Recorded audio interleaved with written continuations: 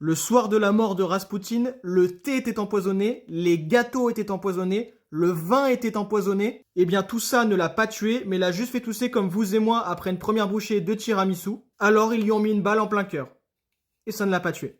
Il s'est relevé, s'est battu avec l'un de ses meurtriers, a réussi à s'enfuir, mais il s'est pris plusieurs balles en arrivant dans la cour du palais et c'est uniquement devant la grille de ce palais qu'il est mort. Ce qui était censé être un meurtre discret dans une cave s'est transformé en scandale de quartier. Des domestiques et des policiers accourent, mais la population, soulagée de sa mort, fait comme si de rien n'était. Des domestiques ramènent donc le corps à l'intérieur dans le palais. Tout ce que je viens de vous dire là, c'est les mémoires de son ami et meurtrier, Félix Youssoupov. Elles sont aujourd'hui considérées comme peu fiables et embellies pour entretenir le mythe d'un moine immortel. La réalité, c'est que Raspoutine a juste été tué d'une balle dans la tête à bout portant. Le bougre avait déjà survécu à plusieurs tentatives d'assassinat, mais celle de Félix, son ami, était celle de trop. Il a ensuite été jeté dans la rivière Neva, dans laquelle il sera retrouvé quelques jours après. Et pour tous ceux qui veulent voir son pénis comme celui de Napoléon, laissez tomber, on n'a aucune preuve que ce monstre de 30 cm est le pénis de Raspoutine.